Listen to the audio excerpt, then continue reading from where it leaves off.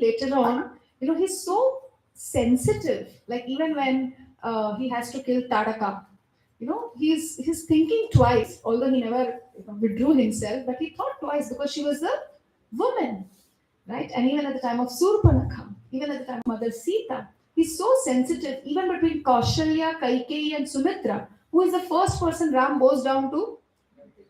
Kaikeyi, because he's super sensitive. He knows. Now, कर्तव्य की कठोरता के हिसाब से he's supposed to bow down to Kaushalya, and he loves her. But he's more sensitive to Kaikeyi because he knows अगर यहाँ पे bow down नहीं किया तो क्या आग लग सकती है. Right? That's called sensitivity. So if men learn this sensitivity and women learn this, awareness, how to respect and give space to men, then so much of balance is naturally flowing in the house. Right? So that's how it's important to learn the not hardness but the firmness of the responsibilities, the duties that we perform, and at the same time the sensitivity of the heart. Another example comes in Mahabharata. So at the time of Bhima going to kill Bakasur at Ekachakra, right? So there's a discussion. We discussed this in our Streetwa series, as Prabhuji mentioned. So what a detached and like we were talking on Kunti Maharani, and we had entitled the whole series as Matured Motherhood. Everybody's a mother. Everyone can become a mother, but to be a mature mother is really a goal in itself. So Kunti Maharani, as we all know, whenever any Diksha was brought, how it was divided? Equal halves. And the first half was given to Bhima. And the next half was given to, divided amongst 5, the 4 Pandavas and Kunti. Right? So this is how the division happened. Nobody questioned this so far. At this point of time, when Kunti was talking to that Brahmana in Ekachakra village, when they were discussing, I will go to, sacrifice myself for the sake of Bakasur. The daughter says, I will go, लड़की तो वैसे भी पराई होती है, आप समझ लेना मुझे अपने ब्याह करके भेज दिया है, मैं चली जाती हूँ, why you have to sacrifice your lives? So when this intense discussion is going on, Kunti realizes it, she goes, inquires the problem. When she gets to know that this is the problem, somebody has to escort the food being taken to Bakasur, then she says, my son Bhima will go. Then Ramana does not agree easily, definitely, but Kunti convinces him, and Yudhishthir comes back and learns this. That Kunti has decided that Bhima would go for escorting the food to Bakasura. That means there's 50-50 chance he may or may not come back. And then Yudhishthir asks, Mata, how did you decide this? Don't you know our entire war is dependent on Bhima and Arjuna? And if Bhima is lost, have you forgotten why we are here? Right? So when she asked, sorry, I think this is before, not this time. This is before even Draupadi was for their marriage and all that. Sorry, not this time.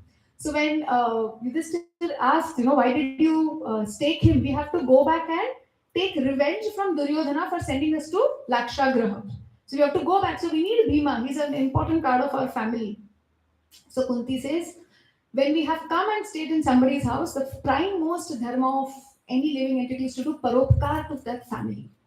She gives this first reason कि हमारा जीवन अपने स्वार्थ के लिए नहीं but दूसरों के परोपकार के लिए होना चाहिए. So much so that I heard a senior devotee say, in a house where there is only talks of eating and sleeping, eating and sleeping, it is only a population explosion. जो माता केवल अपने बच्चों के साथ केवल खाने पीने की बातें करती है, वो एक्चुअली एक बर्डन क्रिएट कर रही है संसार में, क्योंकि वो बच्चा केवल अपने लिए ही जीना सीखता है. जो माता अपने बच्चों में दूसरों के लिए जीना सिखाती है, that population is not population explosion. Kunti was such a mother. So she told Yudhishthir, we are living here in this Brahmana's house, we have to do paropkar, we have to do something for him. And the second reason she gives is that so many years I have fed Bhima with half of the food that you all got. It was for this purpose. वो ऐसे ही नहीं खिलाया था. To whom much is given, much is expected. So Bhima is not only called Vrikodara for eating, but also for his ferocious activities. Because he has taken so much, let him go and fight. And third reason she gives is, I am confident of Bhima. He will come back winning. So these 3 reasons she gives. So why again here I spoke about this pastime? Because to whom so much is given, so much is expected. So don't over pamper our children and expect them to be इतना भी नहीं लगा, उतना भी नहीं लगा, अरे गिर गया. सीखने दो, लगने दो, थोड़ा रोने दो. If they don't know crying is a part of life, you will cry your whole life. If they don't know pain is a part of life, it's actually parenthood is in vain. Because material world cannot exist without pain. Material world cannot exist without crying. And those parents who do not have the strength to see their children crying, they will have to cry all their life. So that's part of our material life. So therefore it is important that we allow ourselves and people around us to balance what we have received, the pamper and the contribution. So this way also we can keep the balance, and then we don't become any more sentimental saying मेरा बच्चा है मेहनत क्यों करे. आधा problem उधर ही solve हो जाता है because you are so thorough कि उसने इतना मिला है उसको इतना उसको देना भी चाहिए. You don't become partial anymore. You don't become selfish anymore. And then you remember, I mean, we are doing some dramas and dances. So dances में भी होता ना, मेरे बच्चे को कृष्णा बनाओ, मेरे बच्चे को मेहनत वाला काम मत लगाओ. And the 10 other people are thinking, तुम्हारा ही बच्चा कृष्णा क्यों बनेगा? 10 other people, मेरा ही बच्चा मेहनत क्यों करेगा? तुम्हारा बच्चा है. Why all these things happen? Because people have that biased nature कि मेरा बच्चा special है. Of course, every mother feels child is special. But you make him extra special by don't making him go through any pain. You really make him a special child. Right? So when individually we settle with this, that we have to balance between over pampering, between love and discipline, आधा दुख आपका खत्म हो जाता है, आधा दुख आपके आसपास वाले लोगों का भी खत्म हो जाता है. Because you don't turn up to be biased. You're getting my point? I hope I'm not complicating. Relationships become much smoother when you yourself adopt this balance. And you're not biased. Yes. Now we go to the next one, which is how to identify the imbalance. Just one more point here. It's essential and important to have the right combination of love and discipline. When it's only love, it is basically tend towards pampering, and when it is only discipline, people feel so rebellious sometimes that they don't even connect.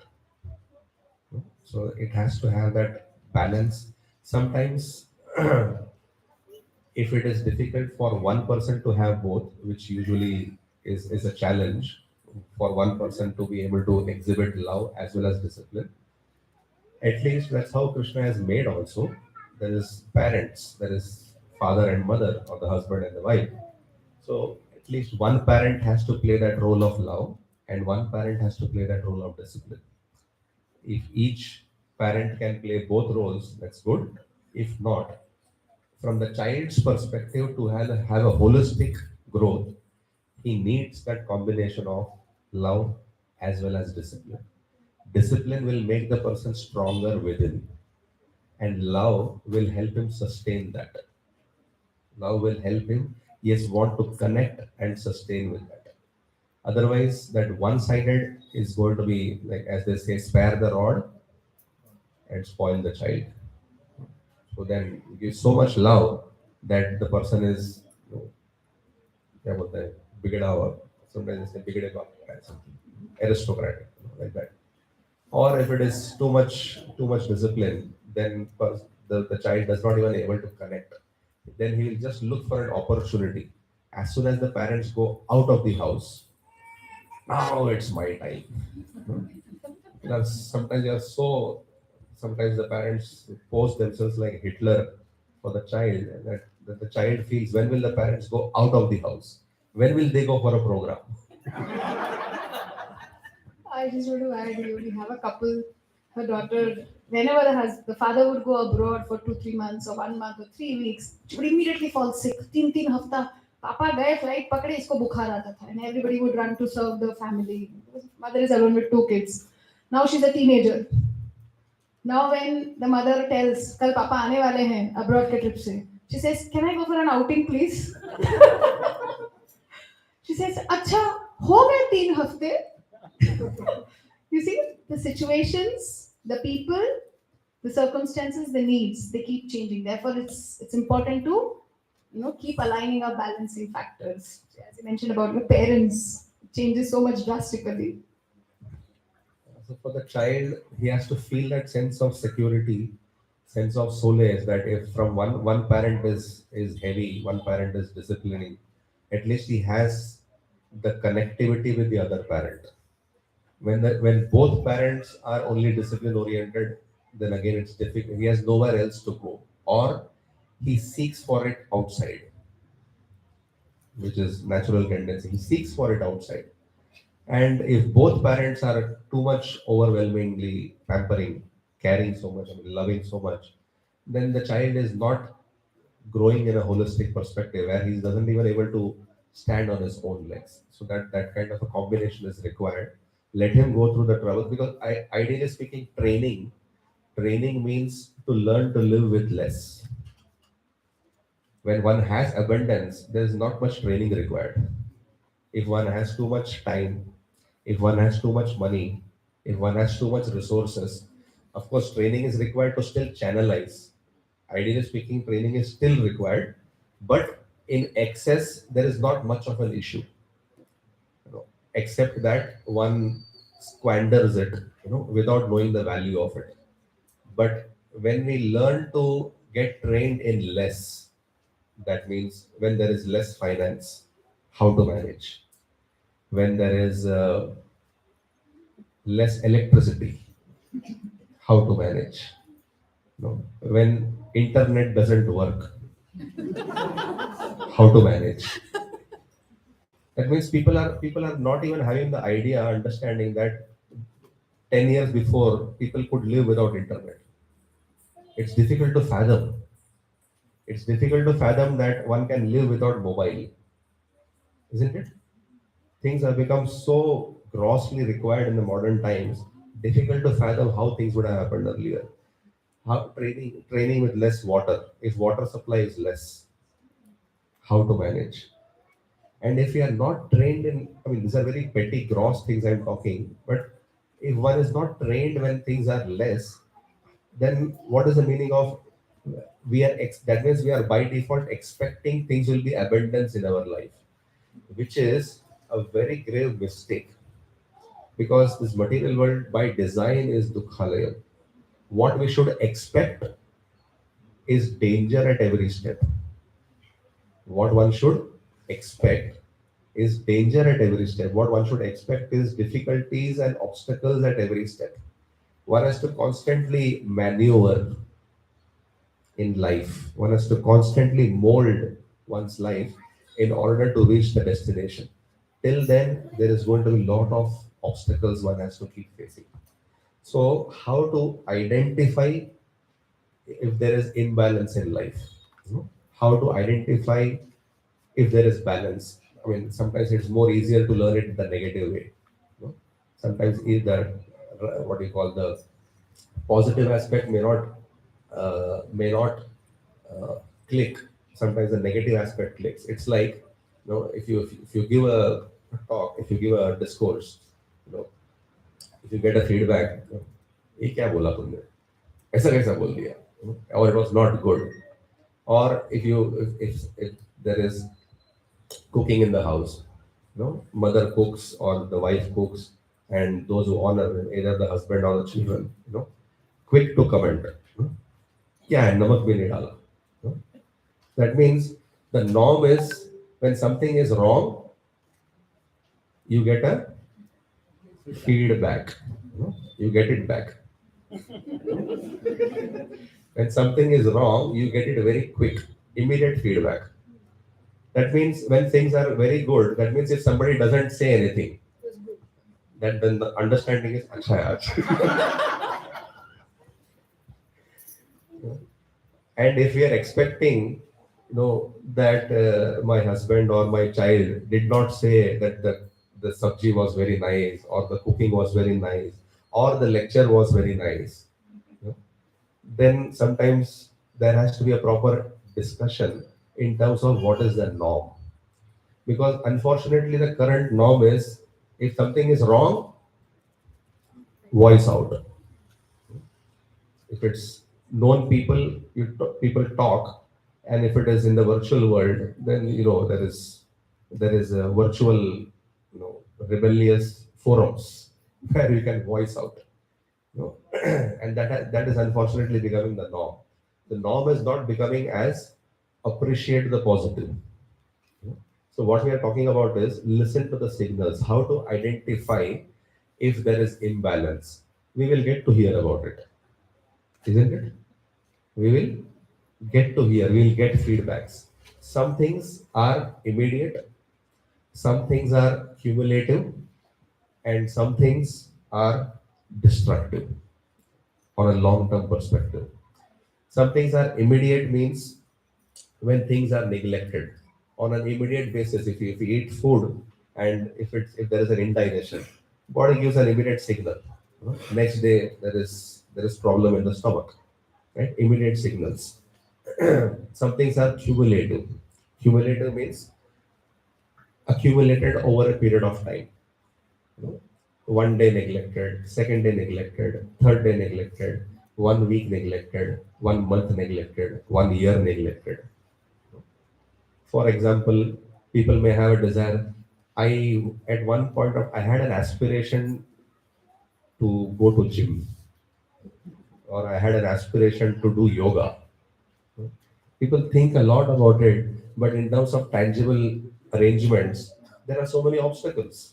Either it can be timing, or it can be geographical location, or it can be finance, or it can be, my mind has changed.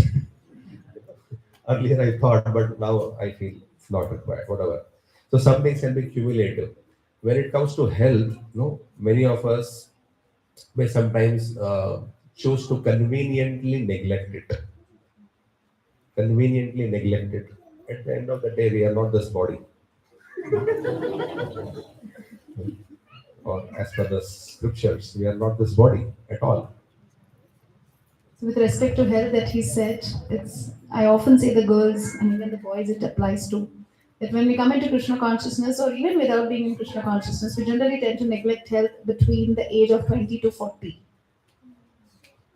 Right? Because at the 20s we are in the Josh mood, explore the world, कुछ करके दिखाना है, कुछ बनना है, कुछ करना है, right? And then we think, so what if I don't eat a meal? It's all fine. Nothing happened, nothing goes wrong, right? But we have to realize at the age of 40, I can realize this, that I could survive between 20 to 40 because the first 20 years my mother ensured that I eat properly. It's because my mother fed me for the first 20 years, I could afford to neglect my health and I thought nothing is happening. Right? But after 40, what shows up is what you did with your body between 20 to 40. Then don't blame karma. Then don't blame, whatever else you want to blame on whomsoever, your body, मेरा constitution ऐसा है. कफा वात पित्त आप बिगाड़ो और blame karma को डालो. Right? So please be mindful of it. We are not repenting, we are reaping the results of our previous inputs that have been given to us by our seniors, our family members, or whatever, the spiritual seniors or the parents like that. So yes, body also rebels. So we have to be conscious of this, as he mentioned about, immediate and cumulative. It's actually called as reserve energy. Just like if one day if you fast on Ekadashi Nirjal also, nobody dies the next day. Why? Reserve energy. Already it's there in the body. That means we didn't need more. We only keep adding more unnecessarily. But basically there is reserve energy stored within the body. Similarly, whether it is for food, whether it is for practice of spiritual life, there is some reserve energy. Means initial period we have practiced it intensely, we have invested time in it, based on which life is going on even without fresh input. Life still goes on apparently peacefully. Why? Because a lot of investment has been done earlier. It's like, it's, I mean, in modern day, it's like full tank. You know, fill it up. Whatever it takes, it's a 10-liter tank. So you're just saying full kar do. So then you can go on for whatever, 500 kilometers as per whatever the proportion is. But once it is nearing the emptying of the tank, then you have that indicator showing that it's time to refuel, it's time to refill.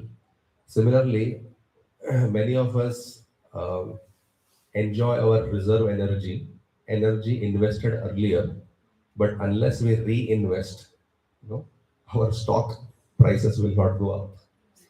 Our fresh next storage level is not taken care of. So that is why some things are immediate, some things are cumulative. So health is a very specific thing. From practicing sadhakas, just like phone charging, for example.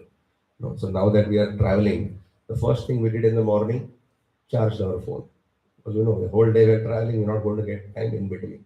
It has to be full charge to ensure it sustains tomorrow, whatever, all that.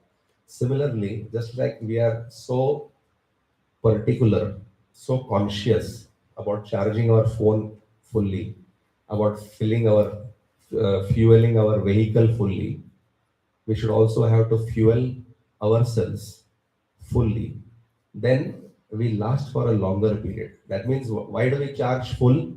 So that in between, if I don't get time, I'm able to manage that. Similarly, charging fully spiritual life helps. In between obstacles will come, we have the strength to face it. Two, three obstacles come, we have the strength to face it. We don't get distracted by that. So some things are on an immediate signals will be there. Some things are cumulative. That means there will be an indicator. We have to see the indicator. Now it is reserve. If I don't fill within the next 100 kilometers, then it is going to be, it will just stop somewhere abruptly, anywhere. And then how it's a tough time to find some station and do the refueling. Just add here a preaching devotee scenario example. So there was this daughter, and as devotee mothers and fathers also, we are used to this. चलो चलो उठो उठो उठो आज temple जाना है. 7 बजे दर्शनार्थी, 7:30 दर्शनार्थी, today Mangal Aarti. Right? So we drag children. So the minute they get up, right from the time they are on the bed, they hear चलो चलो चलो जल्दी उठो जल्दी करो जल्दी उठो जल्दी करो. There was this mother who was telling, and we stay very close to the temple NVCC. So the mother said, let's go for darshanarti, 7:30. And the child woke up at 7 and the mother said, Jaldi karo, bathroom mein jaldi jao, brush jaldi karo. And the daughter was so frustrated with it. She said, enough of it now. No more chalo, chalo, chalo. I am not coming anywhere with you. This is called cumulative. Right? And immediate. See, this session is such that everybody will get their points to work upon. My daughter is. Yeah, I understand, but there are enough for them also, enough points for them also to pick up. Nobody's perfect.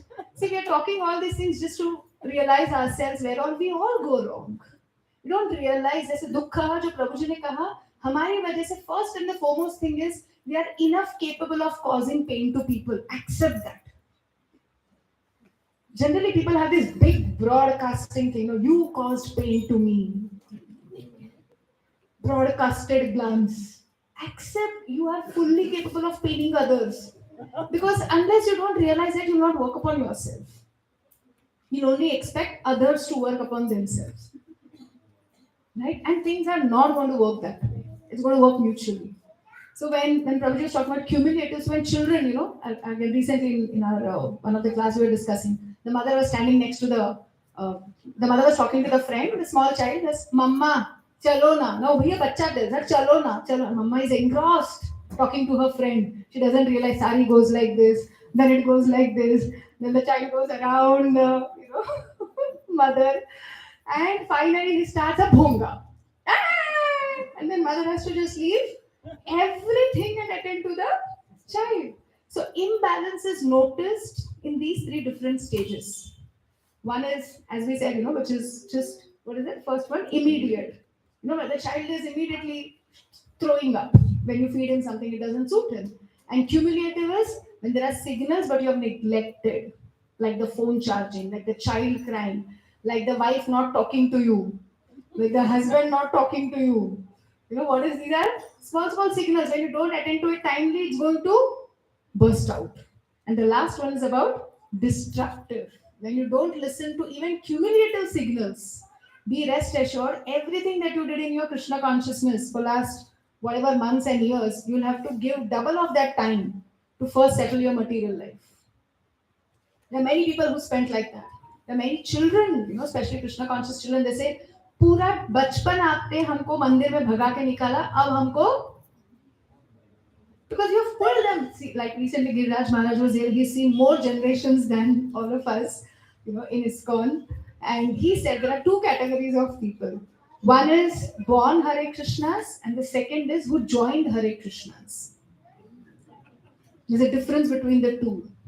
There are many who are born Hare Krishnas like our children, but not everybody has voluntarily, they're still doing it because they're under our control. Right? The minute they decide their control, they could come in also, or they may want to be neutral also, they may want to go out also. Right? So there's a difference between being born in Krishna consciousness and joining Krishna consciousness. So this is called, destructive imbalance, which we can thoroughly see because you have not attended to it at a regular intervals. You did not attend to it immediately, you did not attend to it cumulatively, and now you have to give, like we know counselors back in Pune, counselors, whose children kind of, so-called, unfortunately, gave this kind of reaction, and now parents had to stop coming to the temple. And none of us want to have that kind of experience, right? So this is called destructive imbalance. Once you waited for so long, neglecting all the signals, that ultimately it has led to a great hemorrhage in your spiritual life. I think with this, Sometimes the wife may say, can you come home early today?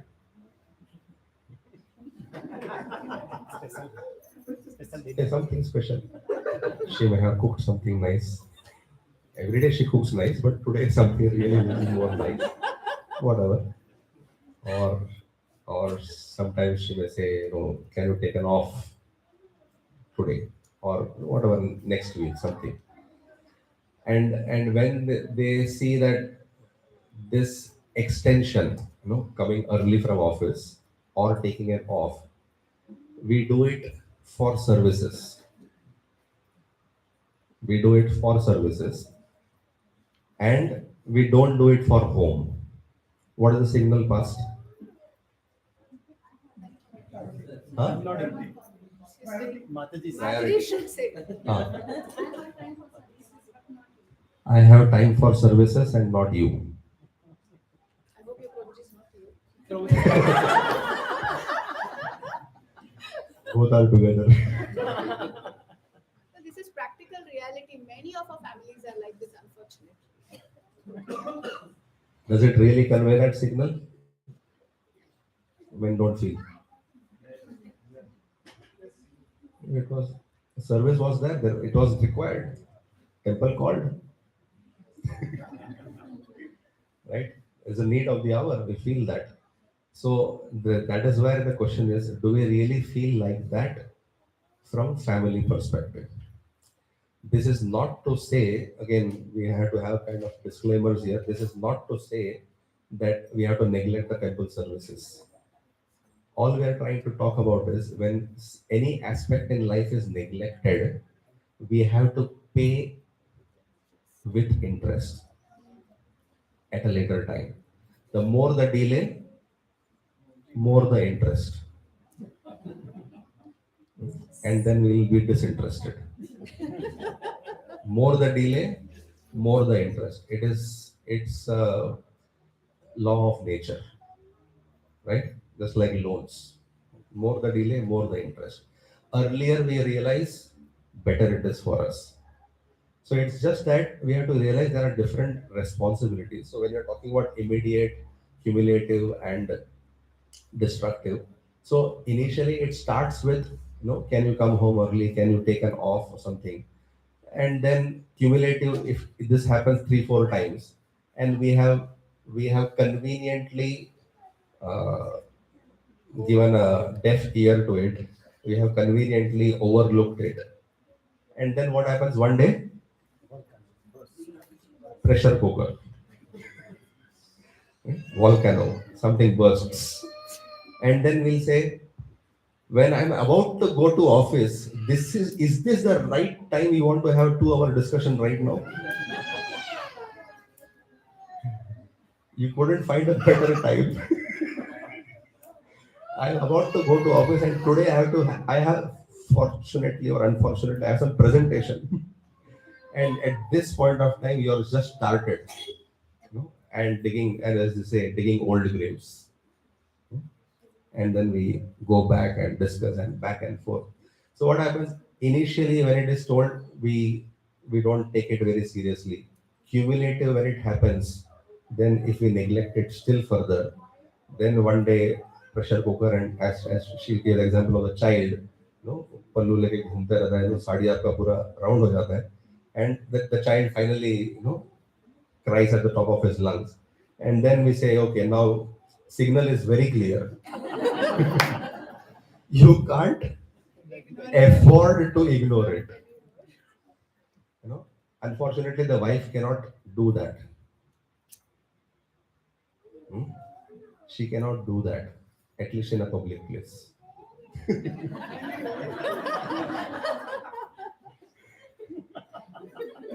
मतलब घर पे होता है ना?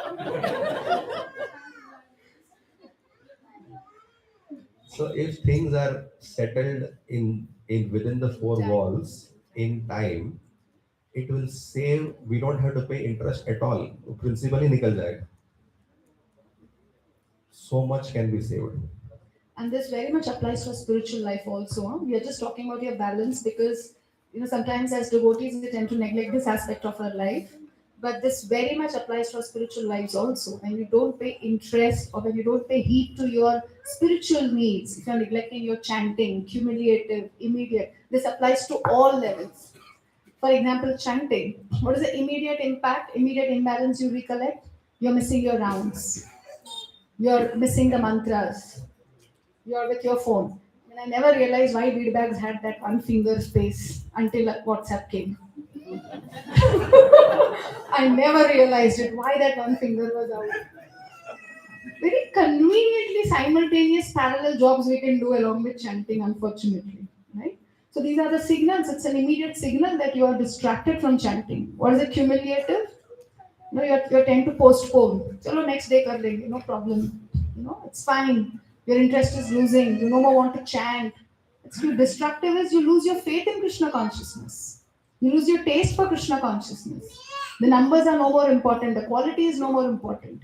So this balance, not we are talking only for material life. We are highlighting here, especially for family life, because this is the mistakes most of us have made and most are making, and we are all still learning, right? Because for the temple is a place where we often hear about spiritual practices. We rarely hear about these things, and but these things also have a great impact on all of our day-to-day routines, and that's why we are talking about it. So please do not take us that we are only referring to material life. All these things that we have discussed very much and with all the more intensity apply to spiritual life, our sadhana process, everything else.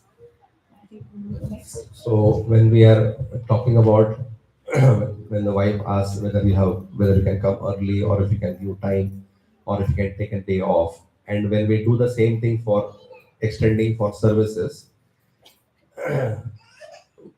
on a common sense platform, if we are giving that much time for the temple, then we have to ensure that if that particular day we are not able to give to the family, at least some other day do the needful. It's like even if it is, for example, child's birthday is there, or a family member, some event is there at home. On that particular day, if something is more pressing and more important, there's a higher priority. Sometimes people are not able to come because of office itself, isn't it? That can be a higher priority, or sometimes it is based on temple services. But if we miss something, the sensitivity means learn to revisit it and adjust it at an appropriate time. If that is not taken care, then it becomes cumulative, eventually leading to destructive, and leading to such a state that we'll have to stop everything else. And now this is the urgent and important. Earlier it is urgent but not important. It's like different quadrants. When we don't attend to it, things finally get into urgent and important quadrant. where one has to drop everything else. So why? So we'll discuss about the last topic and then the tips. So immediate family to larger family. Immediate family to larger family. We have our own small families. It can be husband, wife, parents. It can be husband, wife, parents, children. And of course, nowadays, unfortunately, things are more nuclear as compared to joint earlier. But whatever little we have, whatever immediate we have, and towards a larger family, expanding the circle of selflessness. It's like, rather than being concentrated, it's like generally scriptures talk about aham and mameti. We usually focus more on oneself, aham. And if you are able to expand it a little more, it is mameti, my, my family. And this can definitely be expanded much further, to a society, to a nation, to a community, and so on and so forth, right? So anything we address or prioritize is usually at the cost of neglecting. As I said, if you are attending more to the temple or from the office perspective, and when something else is neglected, learn to revisit that at a later time. If not done, it costs very, very heavily. And then we start getting irritated as if this is material and it's an obstacle in my spiritual life because we are not attending to it. Just like office, if you neglect your office calls, if you neglect your whatever conference calls are there, wherever you're supposed to attend, if you neglect that consistently, cumulatively, obviously you're going to get a call. How are you? I hope you are still in town. Whatever, you will get a call and then you have to answer. So anything which is neglected, we have to pay that price. When and then we start, then do we calculate it as material? If job gets affected, does it affect one's spiritual life? How? Job is material or spiritual? Material.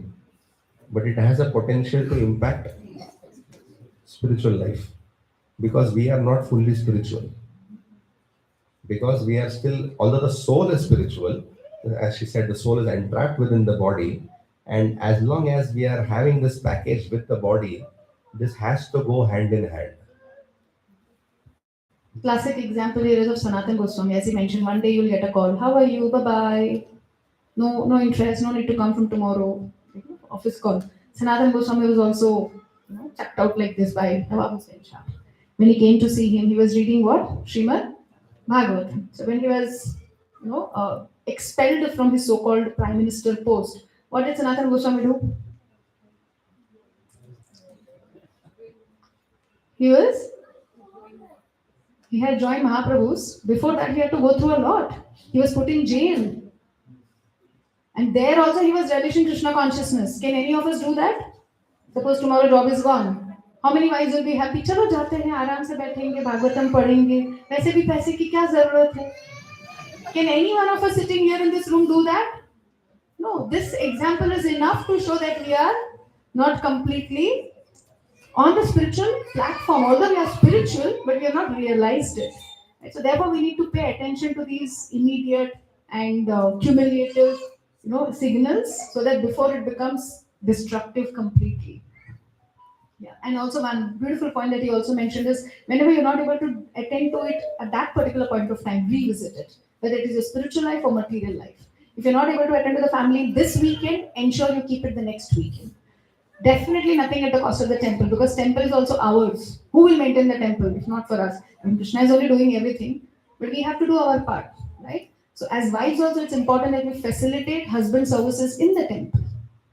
But as long as they are conscious that they also have to get back to us at a later point of time. This is the balance. The frequency, the ratios, the proportions. How much time do we have? We should know how much. So imbalance, just like imbalance in sadhana, leads to a very poor or mechanical ritualistic practices. may lead to tend towards ritualistic or mechanical processes. Similarly, imbalance in family relationships leads to family abuse.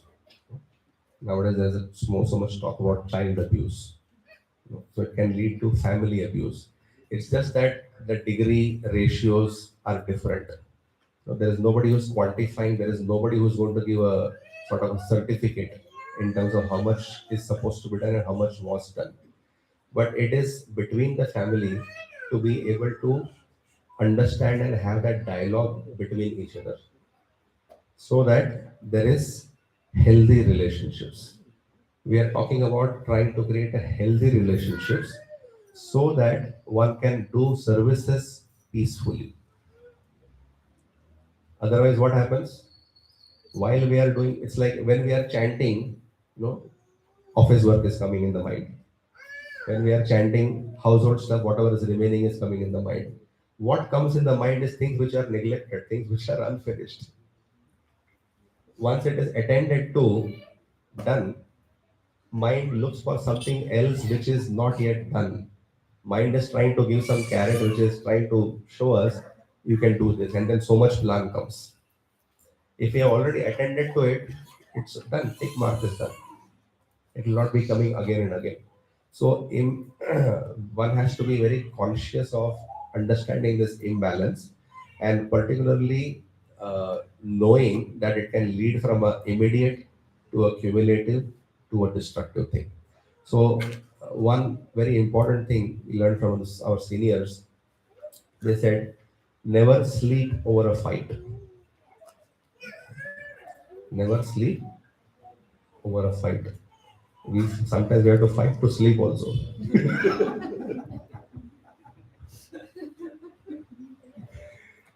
I want to sleep. Or somebody says, let's have a fight, I'll get a good sleep.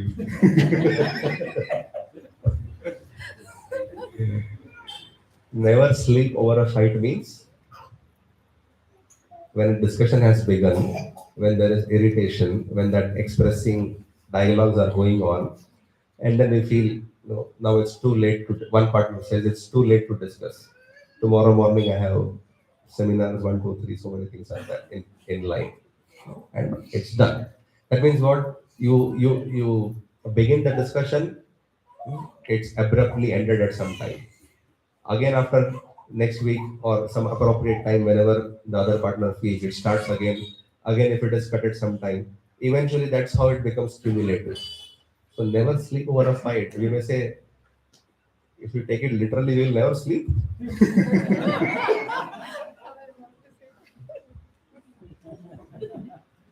Sometimes. Especially with children, now you can't afford morning you have to get up at 5, 5:30, cook for them. रात भर discussion ही करते बैठेंगे तो cooking कब करेंगे? So you can't afford to keep discussing. But yeah, it's part of life. Which basically means when you address it holistically right in the beginning stages, it will not keep popping up, lurking, showing its ugly faces again and again and again.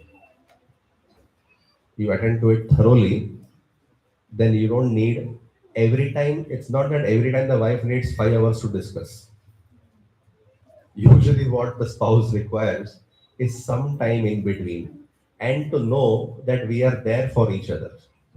That assurance. But what we feel as soon as one partner says, I need time, then we start looking, how much? That's the first calculation because we have already given time somewhere else. So never sleep over a fight means attend to it. Don't unnecessarily neglect it. Why we get used to it? Because we are not properly addressing it. We are not properly attending to it. And what we generally experience, unfortunately, with mistakes, is that ये तो रोज का है प्रभु जी. It is a daily affair. When it happens once, twice, people are able to take it. It's a daily same thing. That means what? We have not addressed it. Will you get a second standard question paper throughout your life? for 10 years. It keeps upgrading, hopefully. If we get the same problem for years and years and years together, it basically means we have not attended to it. Krishna has given us 80 KT, allowed to keep terms. Same question paper again, same question paper again, same question paper again. We are not addressing it, it keeps lurking it. You address it and you see the magic. You will upgrade. At least you'll talk about a new problem.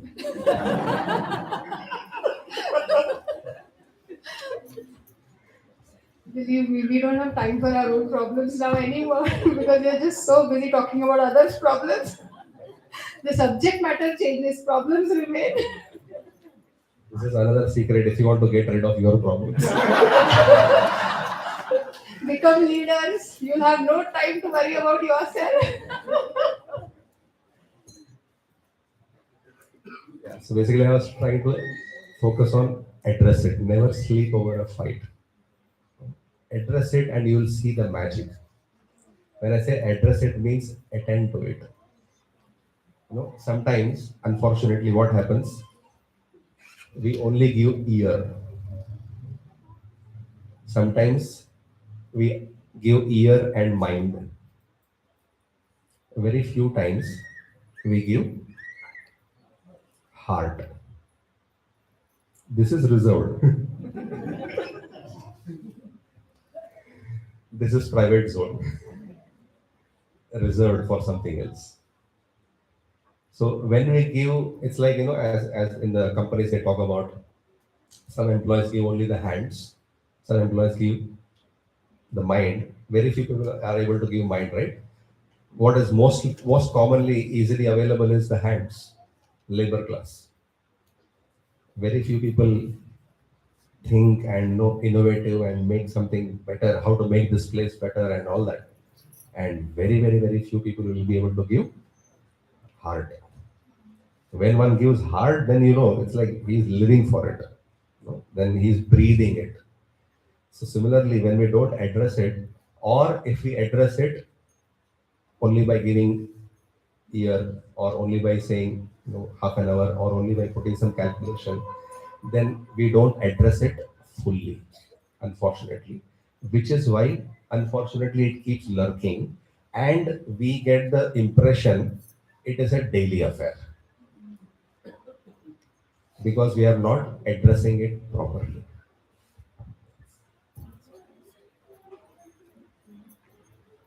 Yeah, so we'll go to the last part.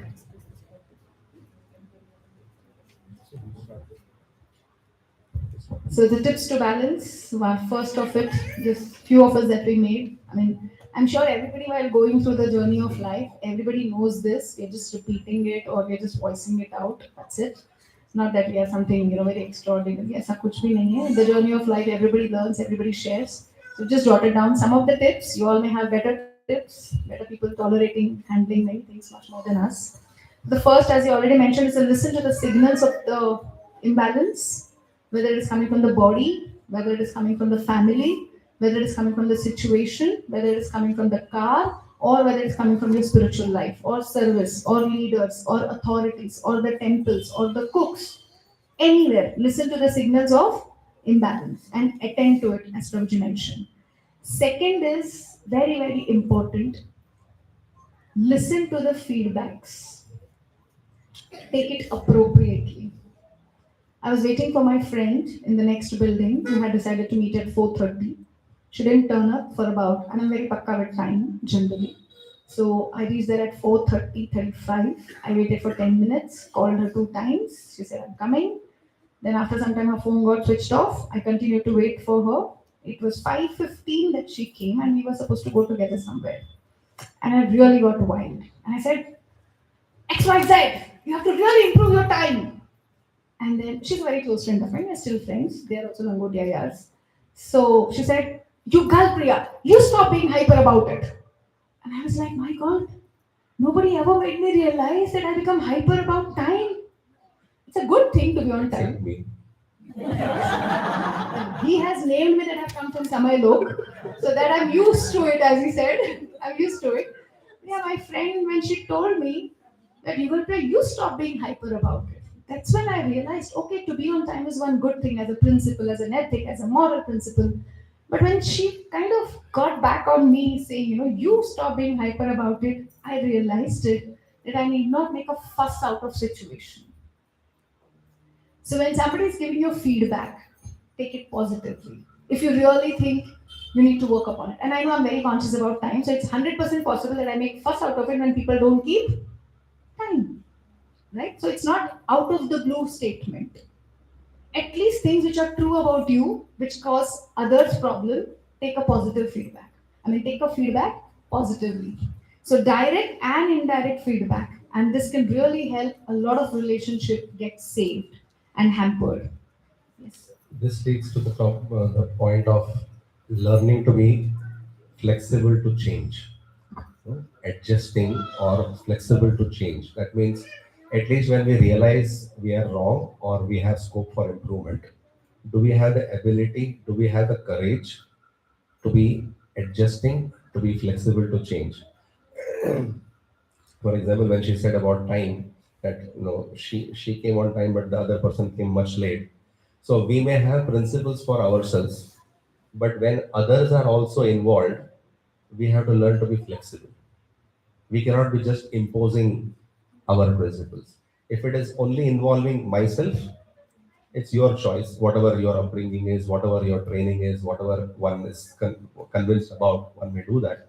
But when others are also involved, it's very essential to learn to become flexible. And even if it is for oneself, the ability to change or the uh, what do you call as adjustment is very important. Unless we are convinced about it, nobody adjusts. Unless one knows this is important, one does not actually give it a priority. When we talk about prioritizing some certain schedules, only when we feel this is important will we try to even fit it in a schedule. Most of the times we consider family is not there in the schedule only because वो तो वो 24 घंटे है. That's like saying how people outside say we chant God's name. It's there in the heart. 24/7. It's there in the heart, but unfortunately, it doesn't even reflect in the tongue. And what to speak of actions, right? People say it's there, but it is so casual, and it's not practically tangibly visible anywhere. So simply taking it for granted without putting a schedule for it, what happens? We just take things for granted. So important aspect is adjusting or learning to be flexible to change when we understand priorities have to be adjusted. When we are rigid about, I feel service is more important, or I feel my office work is more important. When we are rigid about certain aspects without listening to the signals or the feedback that one is receiving, what happens? We know it, but we are not able to act on it. That's why flexibility to change requires courage. Ability to, nobody wants to change. Change means, it's like you are out of comfort zone. Change means it's out of comfort. So immediately you have to just adjust, how to adjust with that. But if we know it is a good investment, it's a good investment. Little time, little investment, big returns. When we know it, when we understand it, when we are convinced about it, that's when we'll understand the real magic of this. Little time invested in the family, and it helps save so much of other things. Next. So another aspect is uh, revisiting, or we can say reprioritizing our goals. Bhaktivinoda Thakur has given this five aspects in terms of prioritizing, in terms of different aspects of our spiritual of our lives. One is health, then there is sadhana, then there is family, then there is occupation, and then there is services. 5 aspects. We may say health is first and service is last. Did we read it upside down?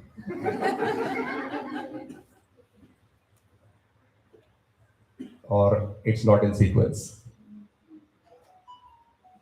So health is very basic.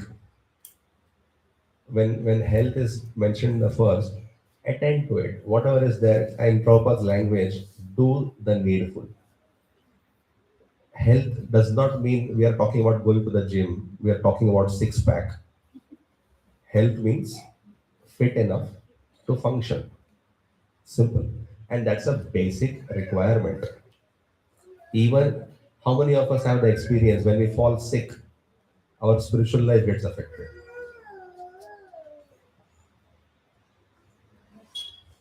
Then chanting is on the bed. Whatever, even if you are healthy, whatever. So it has an impact. So health, again, to the perspective of do the needful. We are not talking about flourishing. We are not talking about muscles. Do the needful part of it. But the next aspect, very important, is sadhana, and this is very, very, very essential because it's the input for spiritual life, nourishment for spiritual life. How a mother feeds the child running behind him or her, like that, our seniors sometimes run behind us to feed us with spiritual life. Please chant rounds. Please come for programs. Follow up. Right? Follow up training. Like a mother tirelessly, nobody can match mother's enthusiasm. Tirelessly that they go behind the child. Sometimes you feel if the child doesn't want, chhod do na usko. No, but the mother knows it's important for the child, but the child doesn't know it. I have to feed it. Right? Similarly, the superiors, seniors, they take trouble to nourish our spiritual life. He has to chant this round, he has to associate with devotees, he should read books. That is sadhana. And next aspect is family. It's like one thing at a time, and if this is settled, it will not revisit again. As I said, sadhana is like foundation. Before even anything is up above the ground, so much they dig below the ground. So that is the sadhana. That is where the strength comes from. The roots have to go more deep. Otherwise, if it is superficial, then above will not be a very good height of the building. So sadhana, once it is attended, once it's done. Of course, it's a perennial thing. It's not a one-time activity at any point of time. But at the same time, it's a foundational. Once it is the strong foundation is laid, there is much potential and scope for a good structure above the ground. So then comes attending to the family, comes, and of course, family and occupation is in one sense sort of intertwined. Occupational finance and family part is like sort of intertwined and coming together. And then talks about services. So when this sequence is there, it basically talks if this is attended, move to the next. Attended, move to the next. Attended, move to the next. Attended, move to the next. At the same time, it's not trying to undermine services by putting it at the last. I would say the other way around. To do services peacefully, attend to all these things properly at right time. If that is the goal, it's like if you know that if you have to take your child for a program, and based on the whatever the age of the child, you know how to engage him or her. Sometimes you have to have the food for the child ready in your bag. Sometimes you may have to have some drawing kit, ready. He needs engagement and all that. Why you are doing all that? So that you can attend the program peacefully, so that he doesn't disturb in between the program. He needs sandwich, it's ready. He needs book, it's ready. He needs toffee, it's ready. Whatever you ask, it's there in the bag.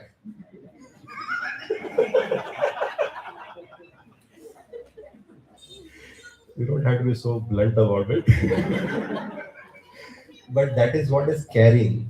You know, this is what he or she is going to ask, and I'm ready with it. Similarly, if I have to focus, then this has to be attended. If it is neglected, what happens? And then we may have we can shout at the child, slap him, or do anything. But who is to be blamed?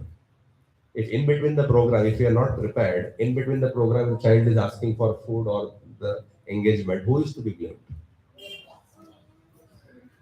The parent has to be more proactive and caring and mature to estimate what the dependent needs. So, from a service perspective, if the previous four are attended to nicely, one can peacefully do it. Peacefully do the service. You will not have interruptions in between. Will you take a holiday? You will not get that call. The next one is about keeping association of such role models who show us by their example how to balance. So keeping, the role models, the association of role models or the peers. Many times people come and ask, माधुरी ये सब theory में तो बहुत अच्छा है, but अभी अगर बच्चा रोए तो उठ के जाना बहुत जरूरी है. तो how do you balance? Right? It's very good to hear it as a theory. So we have to understand balancing doesn't come just by attending one class or seminar. It comes by regularly practicing it in the association of like-minded people. Like Rupa Goswami says in Yanuvayutsa Nischyathaiya, Tat Tat Sangha Pravartanat. You have to practice the activities of Krishna consciousness in the association of like-minded devotees. Similarly, if you want to learn balancing, we have to practice it in the association of like-minded people. Today, for some of you, if it is a new thing, you've just heard about it. But if you all decide that, okay, we'll try to implement this, then you become association for each other. Like I have seen my seniors, when we used to have drama practices, my counselor, Kishori Mataji, like she had a small baby and, when she was just born, and she would sometimes leave her with her sisters, or we would take care as young girls of their daughter. Now she's herself 19 years old and she's acting in dramas and stuff like that. But in those days, we had seen that Mataji would never neglect her family life. Whenever the husband needed something, the daughter needed something. At the same time, when we had to go and buy costumes and order costumes for the drama, she would keep, her daughter with somebody else, someone who's very trustworthy, who's very close to her, like one of us young unmarried girls. So that's how we understood that she never compromised on her parenthood. At the same time, she never compromised on her services also. But this doesn't come. ये कहीं लिखा नहीं है किसी शास्त्र में. That you have to do this, you have to do this at this point of time. That we have to learn amongst each other because every person's situation is different. Every person's need is different. So we learn this association, we have to develop that association amongst each other, and we have to learn in each other's association how to balance. One of the tips that can be helpful here is all the mothers can come together to share. Okay, the 2-3 mothers have this service, the 2 mothers take care of all the children at home. Then the 2-3 mothers can go for service, so the children are also taken care. Right? So this is how we can create that association amongst ourselves to practice this balancing. The next one is about we'll just wrap up in 5 minutes. It's already 1:25. And this last 2-3 points, very, very essential aspect is if we are able to cultivate goodness, because balancing actually requires goodness. And Prabhupada said, of course, like for example, those who are in DT services, punctuality is important, cleanliness is important, and obviously mode of goodness. That means when you do DT services, then you are sort of forced to come to that platform. You have to take bath, you have to recite the mantras. It gives that time, to digest. It gives that time to take in what before you are actually going for the dressing. You are preparing mentally, and all that. So if we cultivate goodness, if we cultivate mode of goodness, it's easier to balance. Otherwise, in the mode of passion and ignorance, it's one doesn't think balance is important or required. Only in goodness one feels at least it is required. I have to work on how to do it or how to implement it.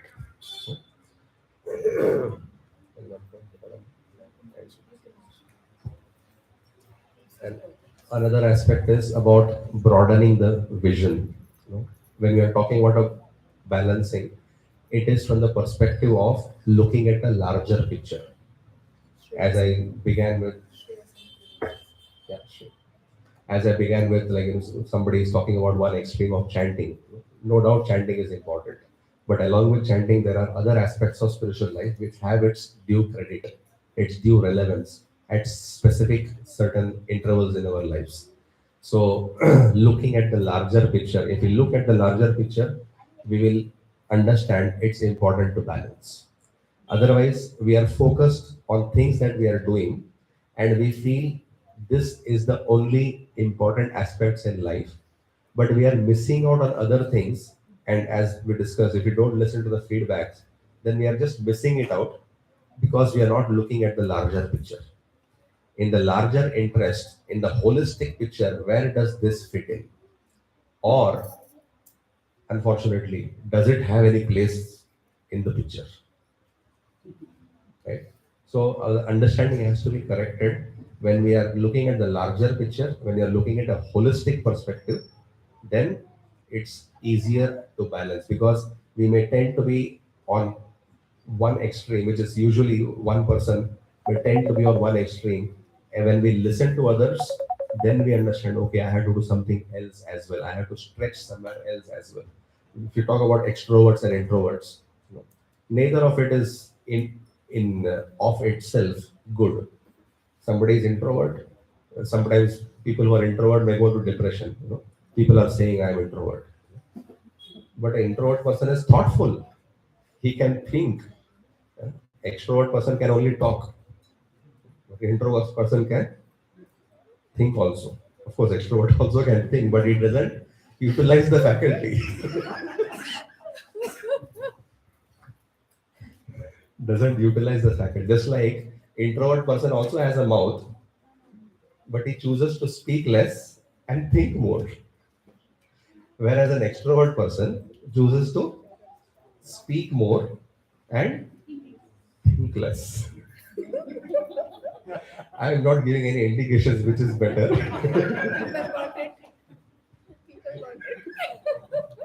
I didn't even convey anything, but people are getting messages, it seems.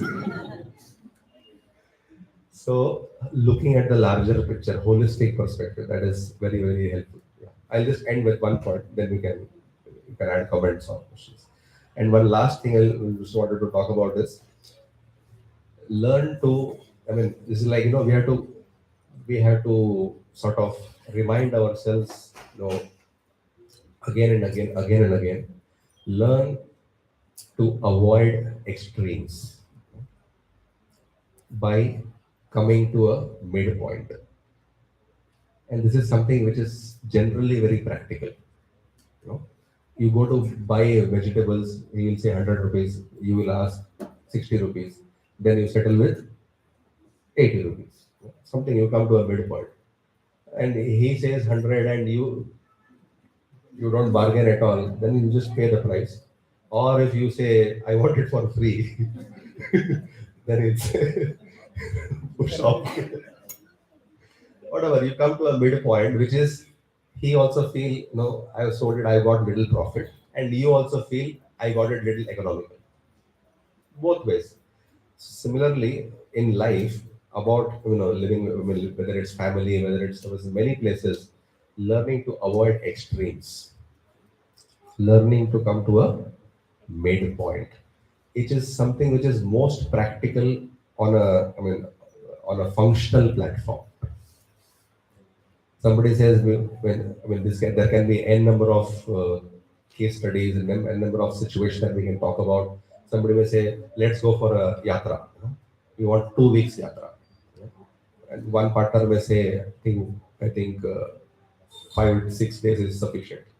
One person may think about finance, other person may think about leaves.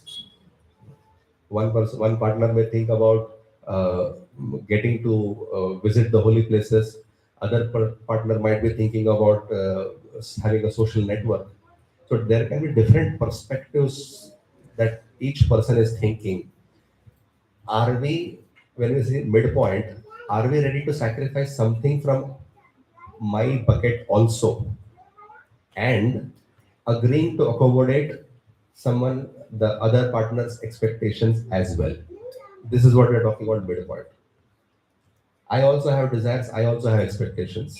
She also has desires, she also has expectations. Something I sacrifice, something she sacrifices, something I accommodate, something she accommodates, and that is how it will be midpoint. And and unfortunately, I mean this the same point. Just to add on that, unfortunately, if one partner tries to work on midpoint, it still doesn't balance. Only when both partners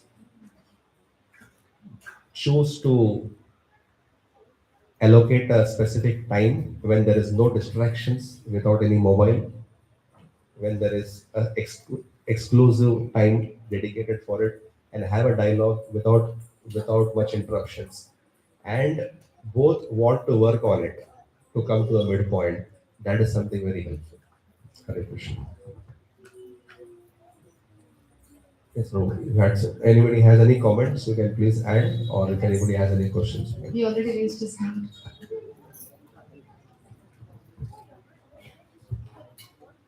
4 mics, very opulent in the service of Vaishnavas.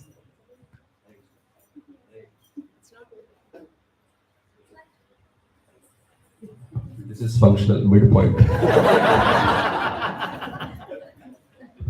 Hare Krishna. We were mentioning about extrovert and introvert. So extrovert is more outspoken, introvert is more thoughtful. So my point was extrovert may be more outspoken, but he should speak value with value. And at the same time, introvert may be very thoughtful, but if they don't think the valuable thing, then again it is a useless thing. Or just thinking about the past and going further down. Good balance. Is that a comment or a question? Comment. Comment. So I'll just add. No, because you said introverts are thoughtful. It is not just being thoughtful is not so useful. Agreed. So they have to think something useful. Then that thoughtfulness, being introvert, will be helpful for their growth. So I'll add two aspects on this. So those who are extrovert, who speak a lot, had to be thoughtful also what they are speaking, so that negatively means it doesn't hurt others, and positively means it is something substantial.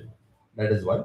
And similarly for introverts, they they should not think on a negative zone, so that digging old graves and going into depression, unfortunately. That is one aspect. And second aspect is, when I'm talking about both zones, both have to work towards coming to a midpoint. An extrovert, when he speaks so much, just like Prabhupada says, a fool is known when he, that's why I speak little less. So when you open the mouth, then based on what is spoken, you give an indication to people of what you are. That means your inside things are coming out. What you are, the image, or whatever structure is there, that is being, basically people form a picture, mental, they call mental diagrams, mental pictures. So those who are more extroverts, they have to be also conscious of speaking substantial, and those who are introverts can also learn to speak, so that so much they are thinking, I'm saying positive way, so much they are thinking, if it doesn't come out, it remains digged inside.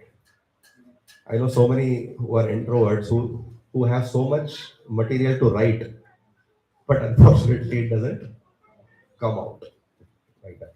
Both ways. But important thing is to come to a midpoint. Extrovert also has to come to some midpoint, and introvert also has to come. Last concluding words with this, that balancing is not the goal. Reaching the destination while balancing is the goal. Starting with the first example, car, cycle.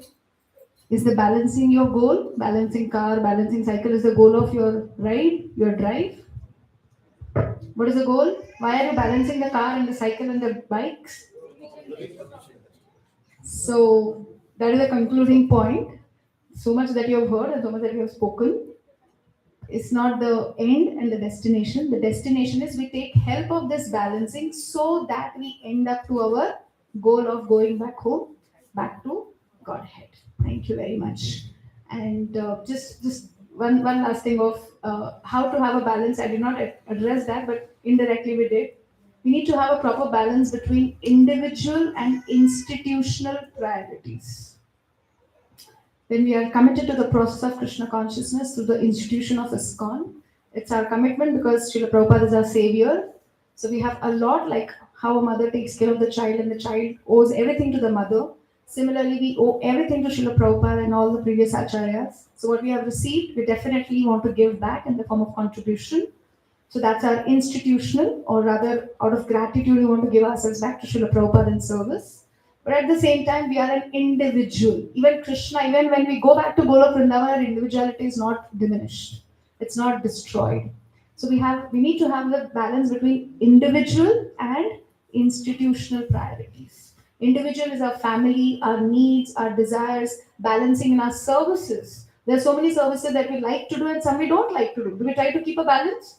Right? What we like to do, we just do it wholeheartedly. And what we don't like, we still have to do it because we are connected to an institution. So all this that we have discussed, beginning from our family, our health, our sadhanas, Bhaktivinoda Thakur explained, everything leads to balancing our individual and institutional priorities so that while balancing, we can go back home, back to Godhead with minimum accidents. Disclaimer, how much ever you balance, there'll be accidents. Right? We all know road means accidents. But if we know this, if we know how important is balancing, we'll minimize the number of accidents. Anyways, we know we are going to suffer, that doesn't mean we bang into accidents, right? So consciously we try to reduce our pain in this material world by learning this act of balancing. And that begins, charity begins at, and then as Prabhuji mentioned, from individual family to larger family. Thank you. Srila Prabhupada ki jai, Srila Gurudev ki jai, Ananta Koti Vaishnava Vrinda ki jai. Anybody has any more comments or any questions?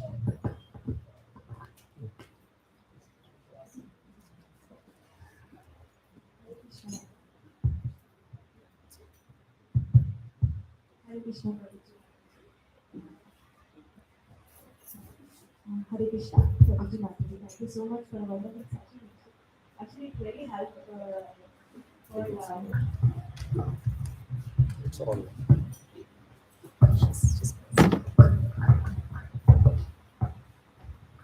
Hare Krishna. Yeah. As you told, like we have our own principles like cleanliness or punctuality.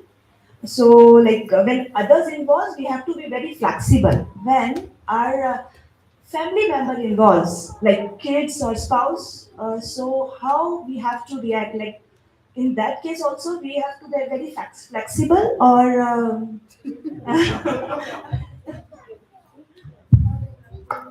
It depends on what is your level of control.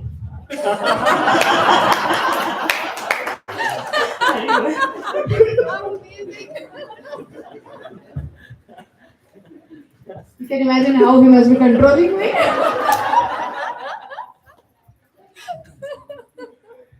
When it comes to children, then you want to train them.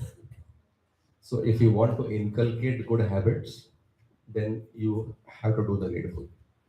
And another aspect is, if the end result is I want him or her, the child, to learn it, there is also a process to teach it. Sometimes people are aggressive about it and the children rebel. So what is the point in saying, no, I told, 10 times I told it, 10 bar bola sunta nahi. 10 times I told it. But what is the end result? So if you want the end result, we have to ensure how to approach, whether it's aggressive, whether it is mild, whatever, are you achieving the end result? So if we are focusing on the end result, we will learn to sometimes let go of our egos, sometimes, hear some criticisms and here and there, as long as the person is on the right track. I have taught him or her something. With respect to children, if you want to train, with respect to spouse, as I said, depends on the level of control or the jurisdiction. if it is it's something which is very, sometimes people are very annoyed with it. One is a cleanliness fanatic and other is an uncleanliness fanatic sometimes. If it's an extreme, then we may have to say that, we have to come to a midpoint. This much basic level of cleanliness is expected. I wanted much more, but I'm agreeing for this much. And recently, so Kava Mataji was in Pune also. I think she's going all around. So she was in Pune also. So she also mentioned this point. Important point that you said, every other job can be outsourced, but not a mother's job. There's only one mother at home. Of course, one father also, but for the activities, especially. So for the question, as I rightly mentioned, that yes, we need to see that our end result is achieved. What you can work upon is the ways you convey your concern. Many times, as I said, no, do it this way. As children grow up, if you explain to children, there are many mothers capable of communicating their concerns. Where they say, Bacha, if you don't do this, see, Mama have to struggle so much. Can you please help Mama do this? Mama will be happy. Right? And Mama can be with you, spend more time with you. This is at that level. At a little later level again. So this is very important. Although he began with that pun, but it's very important that how much children actually listen to you. And sometimes communication also helps to express your concerns. That if you keep your shoes, socks, or whatever, the footwear like this, I have to re-clean it. So my concern is not that you have leaving your footwear like this. My concern is I have to re-clean it. So you are not wrong. It increases my anxiety.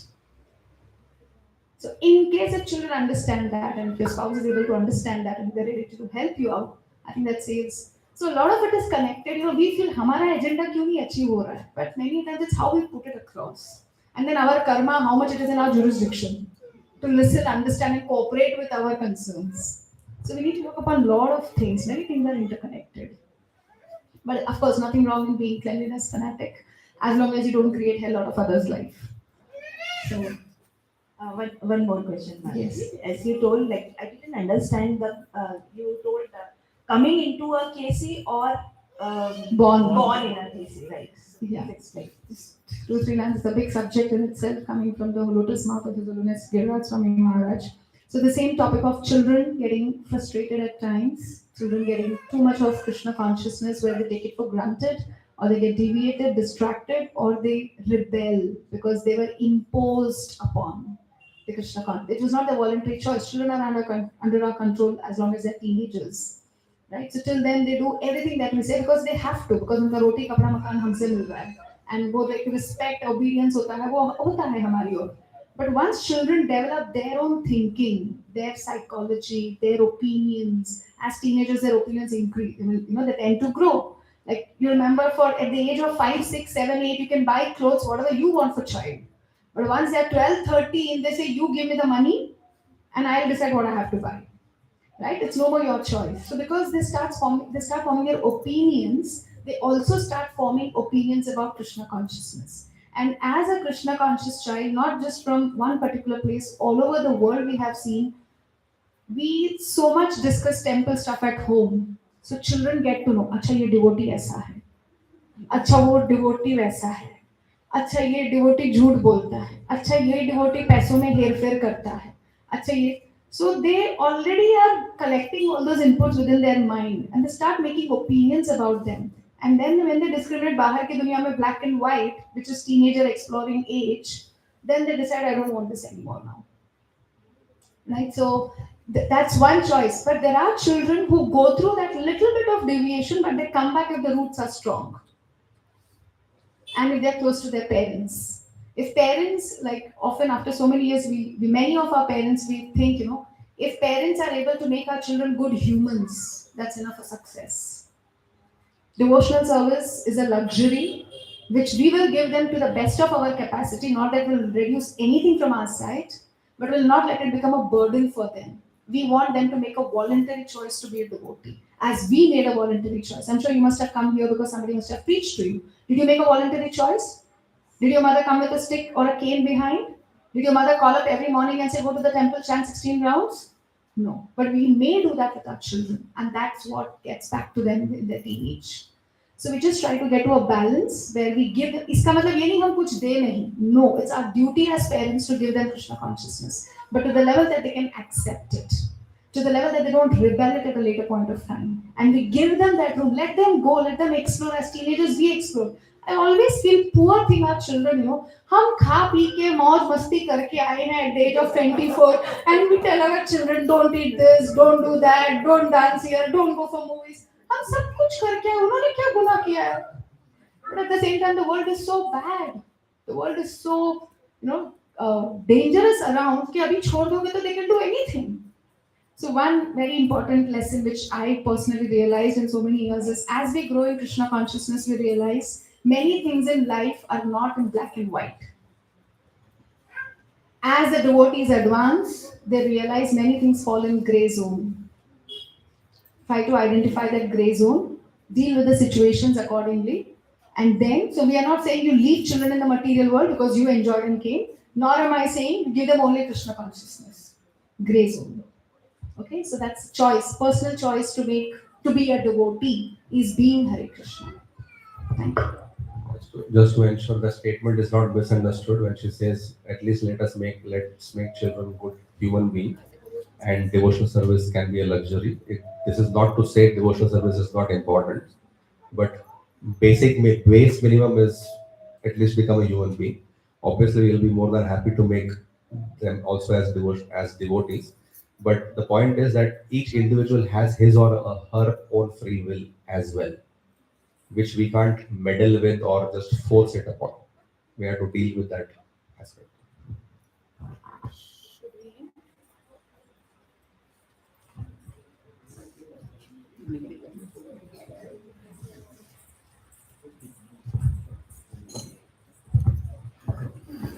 Hare Krishna.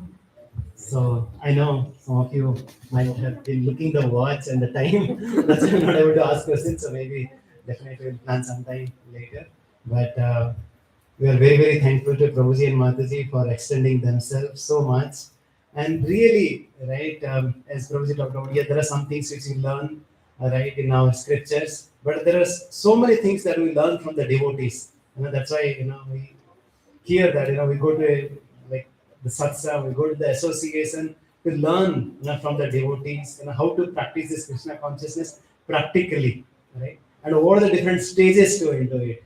And most importantly, we really learn today how to really understand the signals that is coming from the different spheres who want to communicate. If you don't address it immediately, right, then definitely it will accumulate and it will get more and more stronger, and then it will be destructive. Yes, that's a very powerful point, right?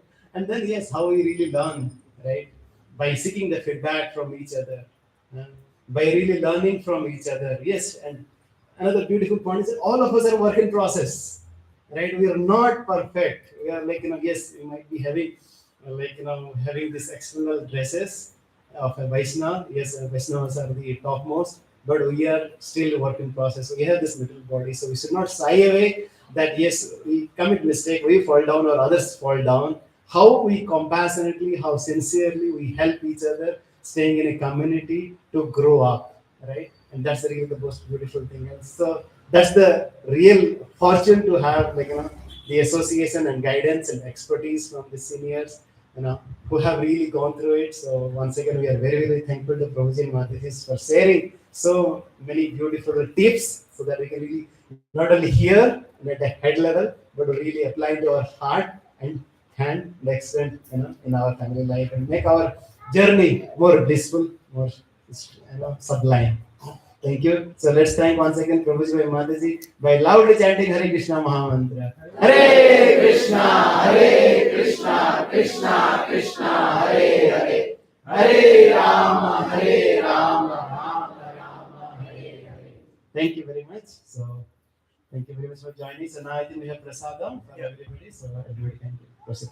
So we have 2 minutes of kirtan. If you don't mind, just 2 minutes, and then we'll just. We are okay. Yeah, just 2 minutes just to balance.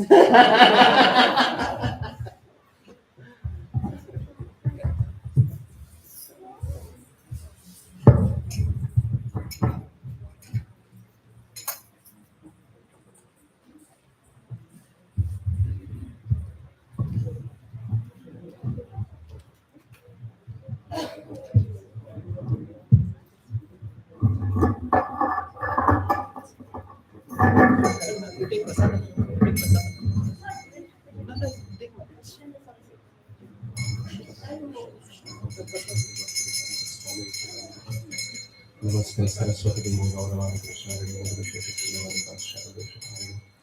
Jai Shri Krishna Chaitanya Prabhu Nityananda Shri Advaita Gadadhar Shivasari Gaura Bhakta Hare Krishna Krishna Krishna Hare Hare Hare Rama Hare Rama Rama Rama Hare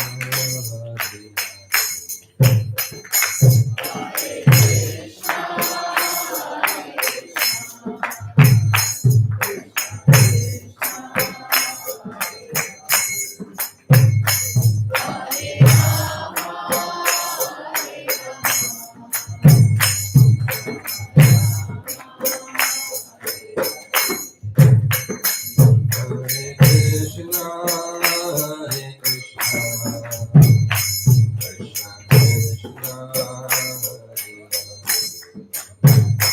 Hare Rama, Hare Rama,